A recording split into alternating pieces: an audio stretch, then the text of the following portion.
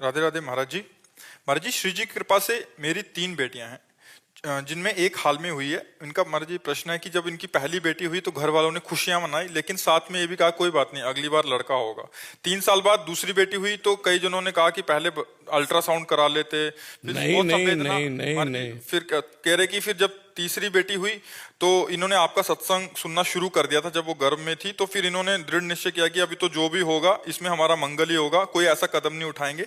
तो श्री जी पे छोड़ दिया तो बेटी हुई। तो फिर लास्ट में अभी कह रहे हैं कि अभी हम अपने मन में पूरा तसल्ली मान लिया है कि जो प्रभु की इच्छा है वही हमारे लिए सर्वोपरि है। बट कह रहे हैं कि फिर भी जब लोग ताना मारते हैं तो फिर मतलब मन विचलित हो जाता है, फिर श्री जी से शिकायत करने जो लग लोग ताना मारते हैं उनसे कहो एक रुआ बना दो आप, एक रोया बना दो आप। लड़की लड़का तो बहुत बड़ी बात है, एक रोया बना दो आप।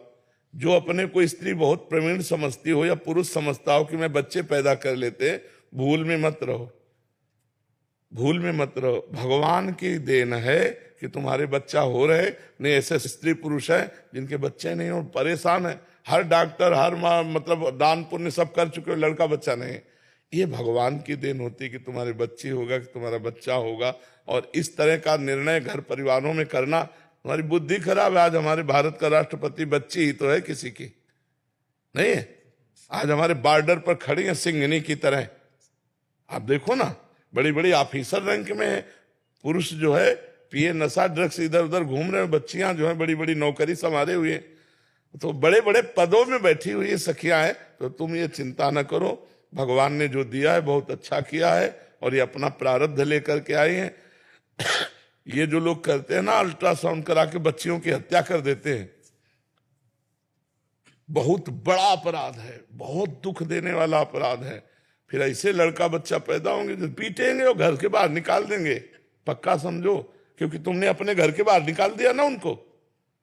घर ही तो है, उधर एक घर है, उसमें बच्चा पल रहा है, बच्चा हो या बच्ची, आप उसको नष्ट करवा दिए। भ्रूण हत्या, गर्भ हत्या है, बहुत बड़ा पाप है, ये नहीं करना चाहिए। संयम से रहो, बच्चों की हत्या कराने की क्या जरूरत है। और बच्ची हो या बच्चा, आजकल तो दोनों के बराबर समानता है। हमें लगता है पिता की प्रॉपर्टी पर बच्चियों का भी अधिकार हो गया है, नहीं हो गया। तो जो बच्चे का अधिकार हो, बच्ची का अधिकार है। बच्ची है तो बच्चा मिल ही जाएगा, दामाद नहीं मिल जाएगा।